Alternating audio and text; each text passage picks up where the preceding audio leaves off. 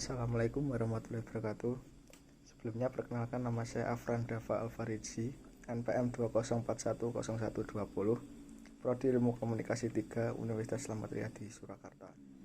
Dalam video kali ini saya akan membahas tentang salah satu materi dalam mata kuliah komunikasi interpersonal, yaitu materi pengantar komunikasi interpersonal. Baik, sebelum kita masuk ke materi, pastinya kita harus tahu dulu mengapa kita harus belajar komunikasi ini sendiri. Kita belajar komunikasi sebab komunikasi sangat penting dalam kehidupan kita sehari-hari. Di antaranya pentingnya komunikasi adalah kita lebih banyak berkomunikasi dalam kehidupan ini ketika kita berjalan, mendengarkan, berpikir, berdiskusi dengan teman, bertanya dan menjawab pertanyaan, berpartisipasi dalam tim, presentasi di depan publik, menonton televisi, semuanya membutuhkan komunikasi. Sejak lahir hingga meninggal, komunikasi memegang peranan paling penting dalam kehidupan ini, baik itu dalam kehidupan personal, kehidupan profesional, dan kehidupan budaya. Selanjutnya kita masuk ke gambaran komunikasi ini sendiri. Yang pertama adalah gambaran komunikasi sebagai proses. Komunikasi adalah proses arti yang selalu bergerak, yang mengalami perubahan secara terus-menerus. Kita tidak dapat melakukan komunikasi hanya pada satu momen saja. Interaksi kita dengan orang lain perlu dipikirkan efek masa yang akan terjadi pada saat itu dan masa yang akan datang. Dan yang kedua, gambaran komunikasi secara sistem. Komunikasi merupakan suatu sistem yang secara konsisten menjalin hubungan dengan bagian lain.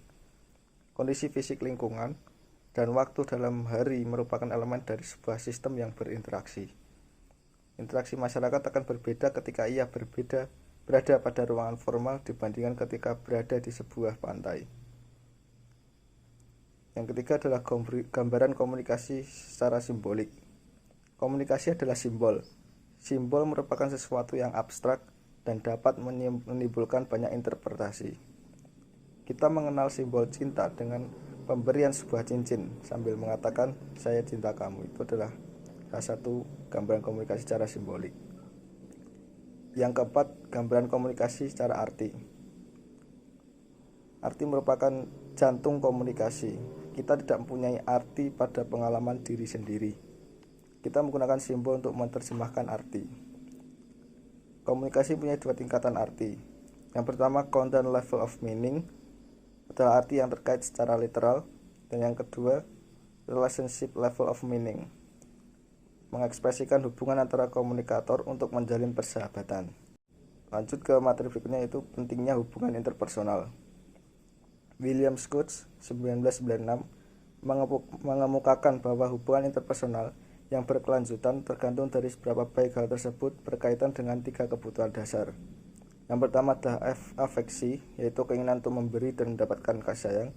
Yang kedua inklusif, yaitu keinginan untuk menjadi bagian dari kelompok sosial tertentu. Dan yang ketiga adalah kontrol, yaitu kebutuhan untuk mengaruhi orang atau peristiwa dalam kehidupan. Selanjutnya, pentingnya hubungan interpersonal yang selanjutnya adalah untuk kebutuhan fisiologi, kebutuhan rasa aman, dan juga kebutuhan untuk memiliki. Dan ada juga kebutuhan untuk mendapatkan harga diri, kebutuhan aktualisasi diri. Selanjutnya adalah pengertian komunikasi interpersonal itu sendiri. Komunikasi interpersonal adalah komunikasi yang dilakukan dua orang atau lebih dengan interaksi dan tatap muka satu sama lain. Feedbacknya langsung diketahui dan efeknya pun cepat diketahui dan seringkali tidak menggunakan media. Komunikasi interpersonal dalam arti luas adalah interaksi antara dua orang atau lebih tanpa mempersoalkan kenal atau tidak dengan lawan bicaranya. Misal SPG yang datang menawarkan suatu produk kepada kita. Komunikasi interpersonal dalam arti sempit adalah interaksi yang dilakukan oleh dua orang atau lebih dengan menekankan pada pendekatan empati. Empati adalah sebagai kemampuan seorang untuk memproyeksikan dirinya kepada peranan orang lain. Sekian presentasi dari saya mengenai materi pengantar komunikasi interpersonal. Billahi taufiq wal hidayah. Wassalamualaikum warahmatullahi wabarakatuh.